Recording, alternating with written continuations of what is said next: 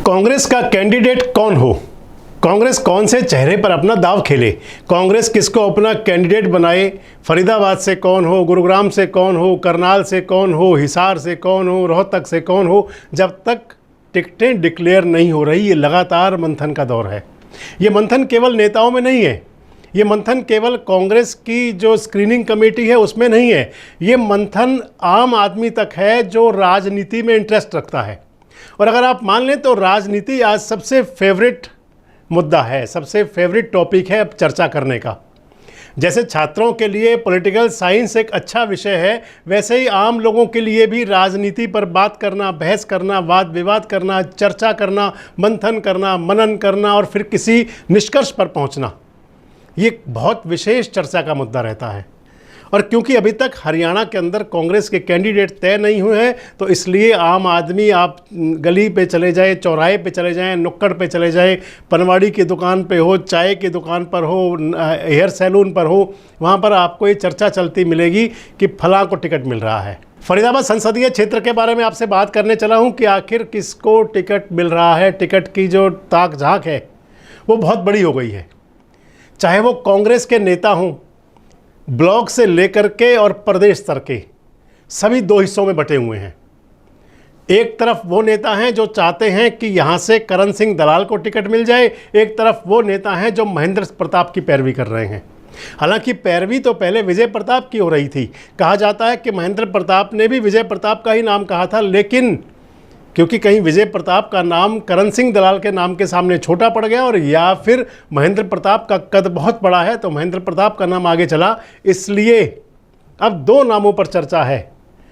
मैंने आपको बताया कि ब्लॉक से लेकर के और प्रदेश स्तर तक के पदाधिकारी, नेता इस मुद्दे पर बटे हुए हैं। फरीदाबाद की चर्चा ऐसी है कि कई नेताओं ने कांग्रेस आला कमान और कांग्रेस की जो स्क्रीनिंग कमेटी है उनको लिख करके दिया कि भाई अगर आपने करण सिंह दलाल को टिकट दिया तो हम काम नहीं कर पाएंगे। दूसरी तरफ वो लोग हैं जिन्होंने कहा कि अगर करण सिंह दलाल नहीं हुए तो बात नहीं बनेगी। अब जिन लोगों ने करण सिंह दलाल नहीं हुए तो बात नहीं बनेगी, वो भी देने वाले बहुत सारे लोग हैं। और जिन लोगों ने कहा कि अगर करण सिंह दलाल को टिकट मिला तो हम काम नहीं कर पाएंगे, उनके अंदर भी कई नाम हैं। लखन सिंगला का नाम है, उनके अंदर शारदा राठौर का नाम कहा जाता है। विजय प्रताप जी तो खैर कैंडिडेट ही हैं, महेंद्र प्रताप जी, उसके अंदर रघुवीर सिंह तेवतिया का नाम भी लोग कहते हैं, और भी कई सारे नाम चर्चाओं में है। खैर, लेकिन कौन सा नेता काम करेगा, कौन सा नहीं करेगा, इसका आला कमान को कोई फ़र्क नहीं पड़ता। और पार्टी आला कमान का बताया जाता है, साफ संदेश दे दिया जाता है कि जो पार्टी काम करेगी आप उस पर ध्यान दें, पार्टी जिसको अपना चेहरा बनाएगी उस पर देखें। लेकिन आखिर पार्टी में कौन सा मंथन हो, कहाँ तक मंथन हो, कैसा मंथन हो, क्या सोचा जाए। मैंने आपको अपने कई वीडियोस में कहा है दोस्तों कि फरीदाबाद संसदीय क्षेत्र दो हिस्सों में बटा हुआ है। एक पलवल जिला है इसके अंदर, एक फरीदाबाद जिला है। और उसके बाद भी जाएँ तो दोनों से साइड चलें तो फिर आता है अर्बन और रूरल। जो पलवल जिला है उसको आप पूरी तरह से रूरल जिला मान सकते हैं, ग्रामीण पृष्ठभूमि का जिला। और जो फरीदाबाद है उसको आप अर्बन और रूरल दोनों में बांट सकते हैं।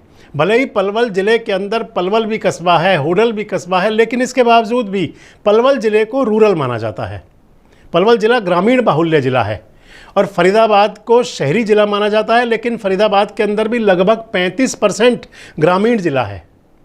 फरीदाबाद के अंदर आप मानें तो बड़ी संख्या में गांव हैं। प्रथला विधानसभा क्षेत्र है, हालांकि 35% उसके अंदर पलवल है और 65% फरीदाबाद है, लेकिन क्योंकि वो चलता पूरा फरीदाबाद से है, इस लिहाज से प्रथला जो जिला है वो कंप्लीट रूरल जिला है, पूरी तरह ग्रामीण है, कोई कस्बा भी नहीं है उसके अंदर। जो मुख्यालय है प्रथला वो भी गाँव है।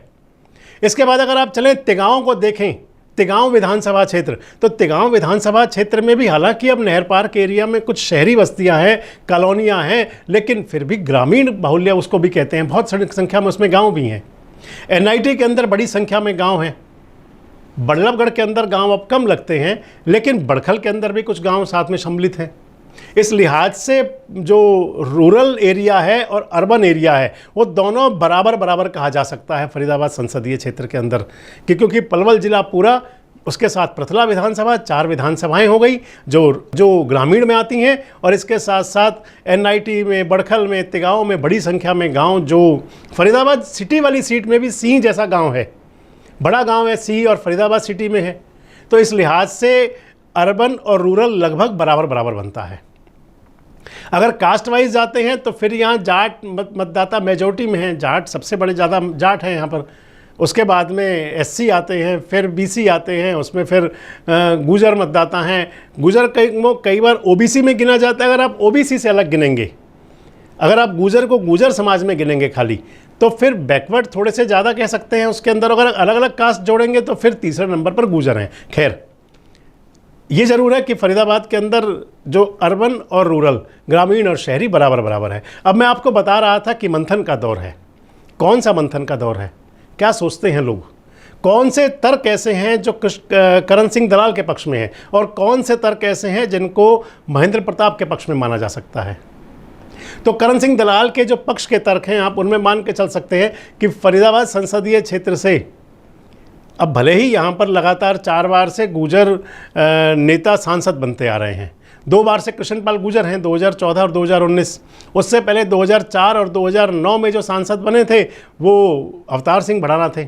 लेकिन उससे पहले लगातार हैट्रिक बनाई थी रामचंद्र बैदा ने, वो जाट समाज के बड़े नेता थे, लगातार हैट्रिक बनाई थी। और उस समय हैट्रिक बनाई थी जब बड़ी संख्या में मुस्लिम मतदाता फरीदाबाद संसदीय क्षेत्र में आते थे। नूंह जिला पूरा फरीदाबाद संसदीय क्षेत्र में था। और दूसरी बात और थी कि भारतीय जनता पार्टी के कैंडिडेट होते हुए रामचंद्र बैदा ने जाट नेता के तौर पर हैट्रिक बनाई।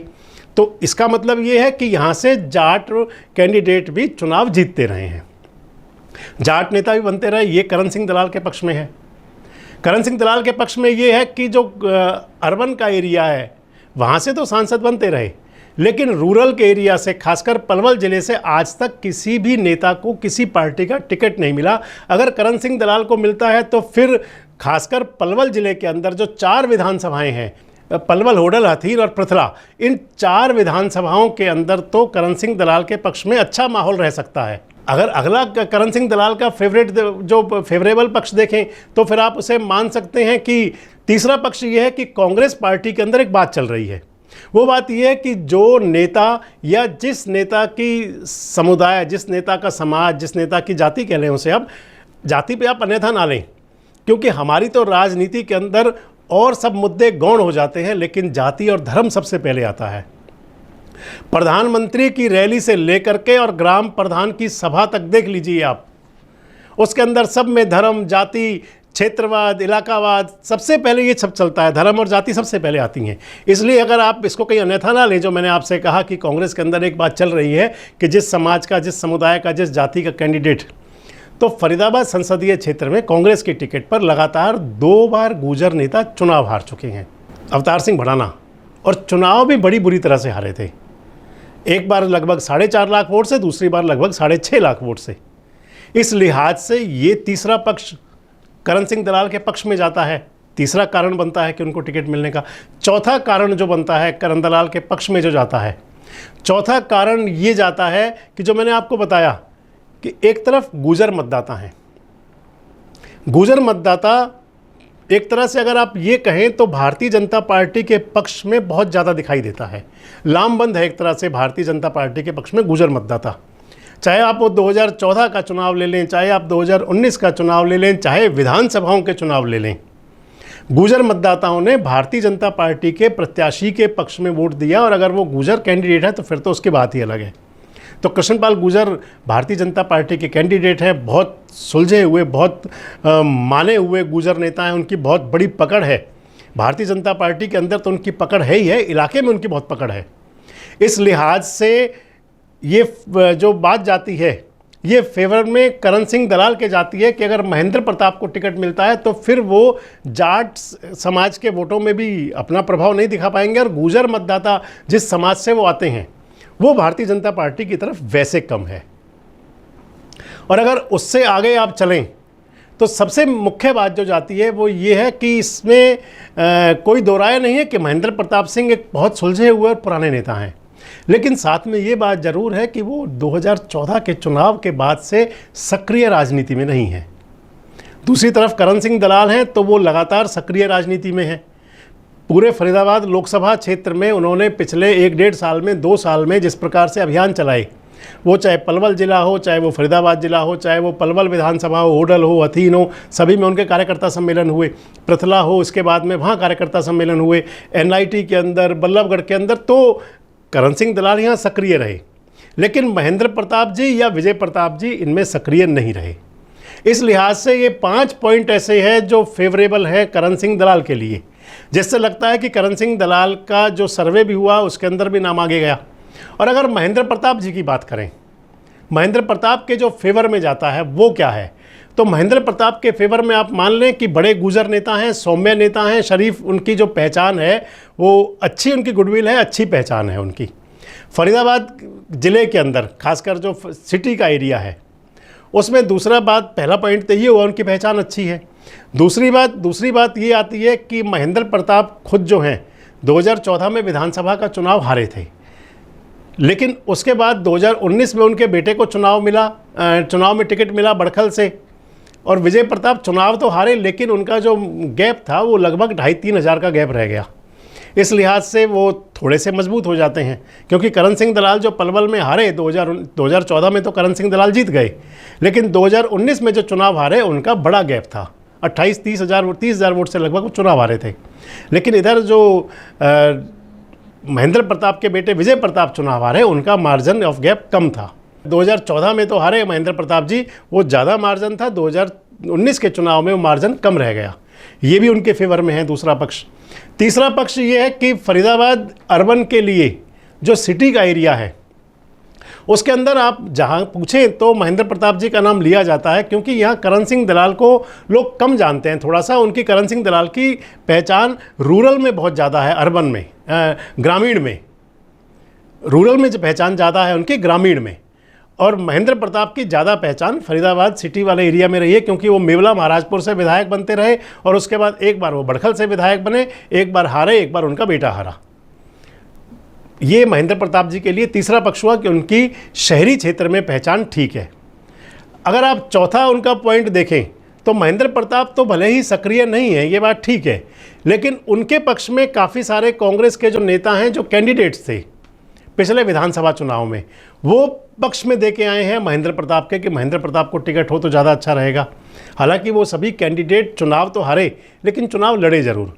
और अगर पांचवा आप पॉइंट देखें कि पांचवा पॉइंट कौन सा है महेंद्र प्रताप के पक्ष में, तो पांचवा पॉइंट ये है कि अगर कहीं गुर्जर समाज को एक सीट देने की बात आती है तो सबसे बड़ा फेवरेबल उनके लिए ये है कि वो गुर्जर समाज से आते हैं, OBC से आते हैं। अगर उनको टिकट देने की बात चल पड़े कि देना है, तो फिर ये बात आ जाती है कि उनको टिकट दिया जाए। ये सारी बातें हैं कि जिनसे लगता है कि करण सिंह दलाल के पक्ष में क्या क्या है मैंने आपको बताया, और महेंद्र प्रताप के पक्ष में क्या क्या मैंने आपको बताया। लेकिन ये ज़रूर है कि जब बात चलती है, जब नाम चलता है, खासकर भारतीय जनता पार्टी के कार्यकर्ताओं में, तो भारतीय जनता पार्टी के कार्यकर्ताओं के चेहरे पर उस समय मुस्कान आ जाती है जब महेंद्र प्रताप जी का नाम आता है, और जब करण सिंह दलाल का नाम आता है तो फिर भारतीय जनता पार्टी के कार्यकर्ता और नेताओं के चेहरे पर थोड़ी सी शिकन आ जाती है।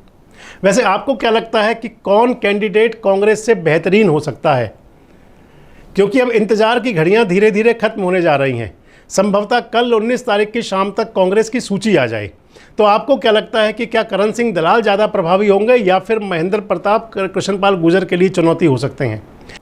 आपको क्या लगता है कि रूरल क्षेत्र में, यानी कि ग्रामीण क्षेत्र में, जहां इस समय भारतीय जनता पार्टी के पक्ष में थोड़ा सा माहौल नकारात्मक है, क्या उसको कैश करने के लिए कांग्रेस करण सिंह दलाल को आगे ला सकती है? और आपको क्या लगता है कि क्या कांग्रेस इस सोच से कि अगर महेंद्र प्रताप को टिकट दिया गया तो फिर वो शायद अर्बन में, यानी कि शहरी में कुछ सेंध लगा पाएँ, उन पर दाव खेलेगी? कमेंट्स बॉक्स में अपनी प्रतिक्रिया जरूर दें और इस प्रकार के वीडियोस अपडेट्स के लिए हमारे साथ जुड़े रहें, देखते रहें देश रोजाना। हमारे साथ जुड़े रहने के लिए देखते रहिए देश रोजाना का YouTube चैनल, सब्सक्राइब कीजिए। साथ ही देश रोजाना की खबरें सबसे पहले देखने के लिए प्रेस कीजिए बेल आइकन।